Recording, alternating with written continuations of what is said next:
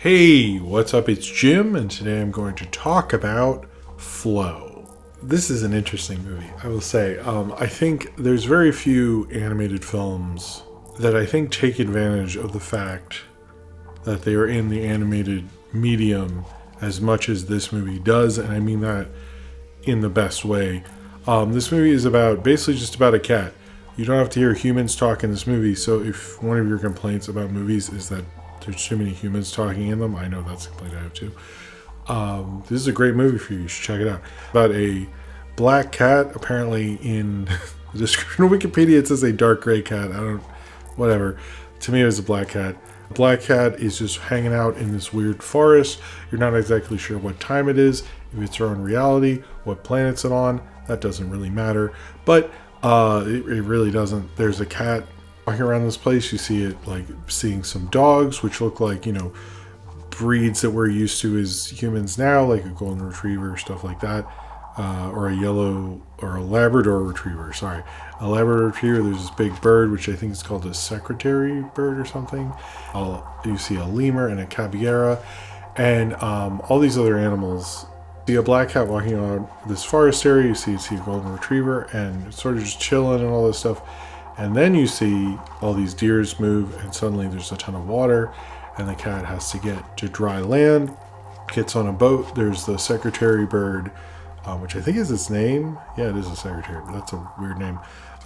Capybara, I think, and a lemur, as well as whatever that dog was I said earlier. And they are all stuck on a boat. They go through various adventures. They go through various things in this forest. And it feels part like I don't play a lot of video games where they have like cutscenes and stuff, but it did feel to me like, I know it's made with Maya and stuff, but it felt sort of like a part video game, part experimental movie, part just an interesting way to sort of make a narrative. It's very different. I would say it's an experimental film because I often was like, do I view this as a regular movie or not? Or how do I look at this?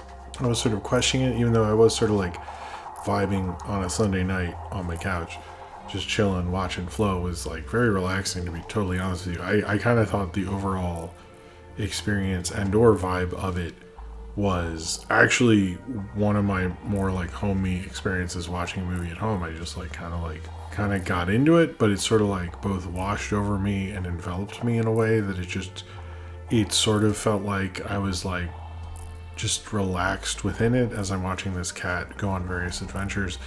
It did feel like through the animals and this team of animals you're getting sort of a camaraderie and stuff, but it didn't feel like it was like, I do think, and I've thought this before, like when you see like, let's take The Wild Robot, which is still a good movie, or like anything, and you have, humans dramatizing like, everything from a robot to toys to whatever.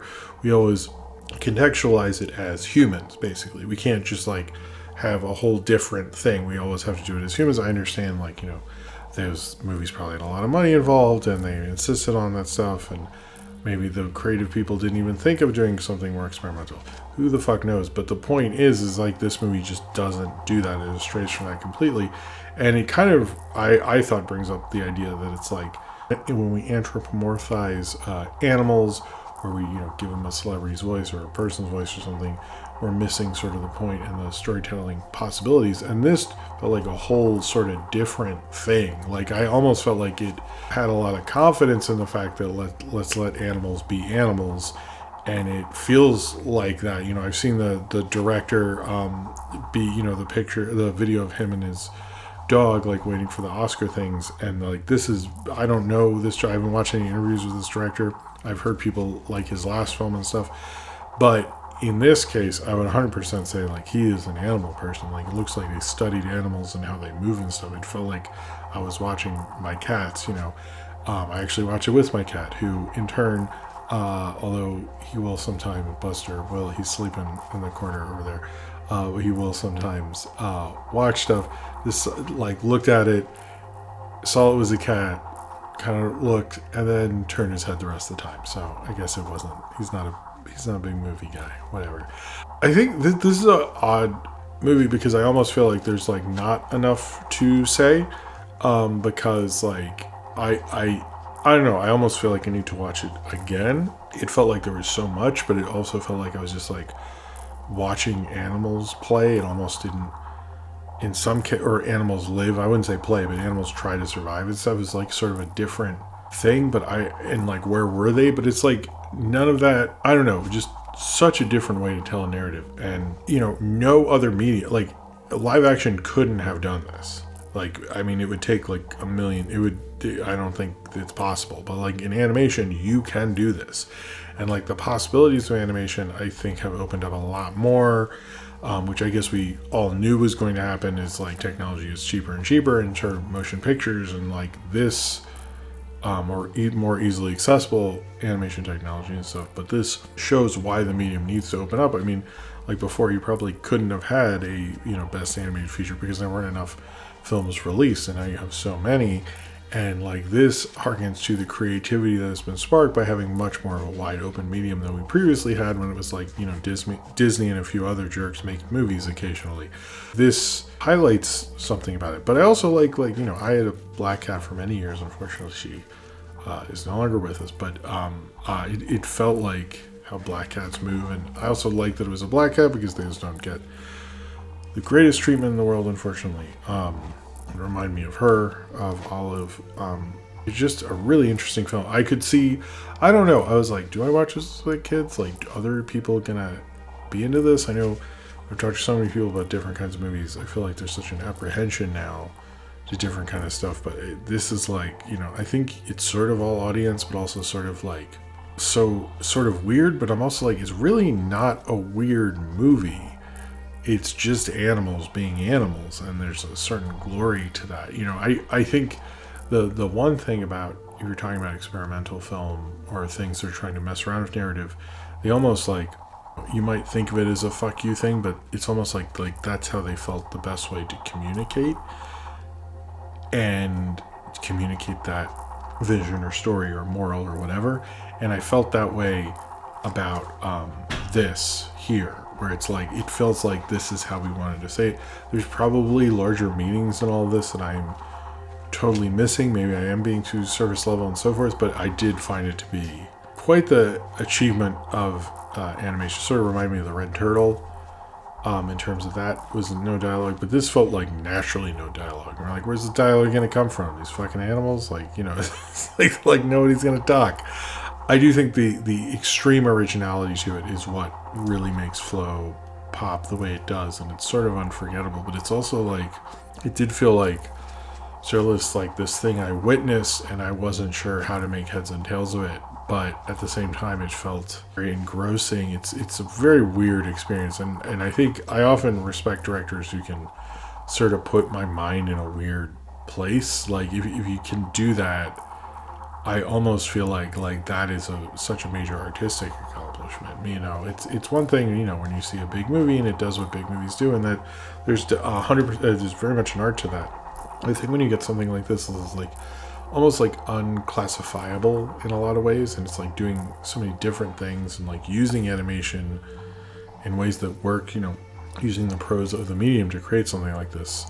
I definitely want to see their other film, but I also think stuff like this makes me think there's more interesting things going on with filmmaking and animation than, when we talk about just like, how much money Minions movies are making, or DreamWorks or Disney or Pixar or whatever.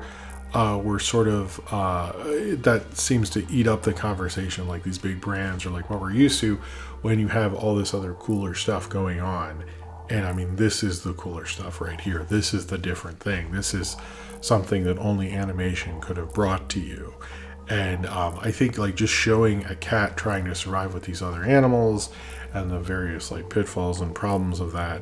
Everyone wanted Hitchcock's Lifeboat with animals, I'm sure, but this is a lot more interesting. I might like it more than Lifeboat. Is it Lifeboat, Lifecraft, whatever it is? This is 100% artistic achievement. It's one of the greatest artistic achievements of the year.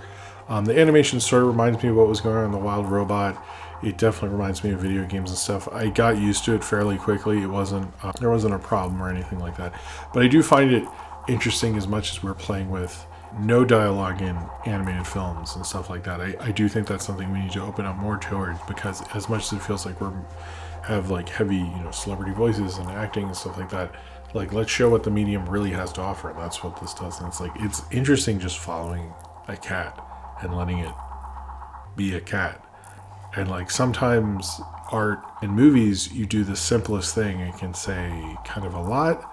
And I don't know what this ultimately says, but I do know the experience of it was something that like was unique in its own way. And maybe it's that when you watch a lot of movies, you appreciate the unique, maybe too much.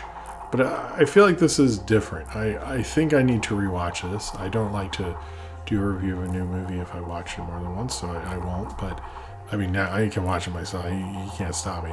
But it is an original piece of work, and I think this director is someone I'm going to look out for. I need to catch up with their other film and maybe some of their shorts and stuff like that. But I think this is a really interesting, fascinating movie, and it's fascinating someone's brain work this way. But then you're like, it almost feels like, why didn't someone do this earlier?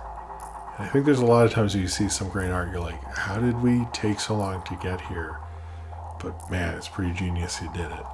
And I think that's sort of like what I think of when I think of something like Flow. So if you've seen Flow and you would like to talk about it, then comment below in the comments and subscribe if you would like to.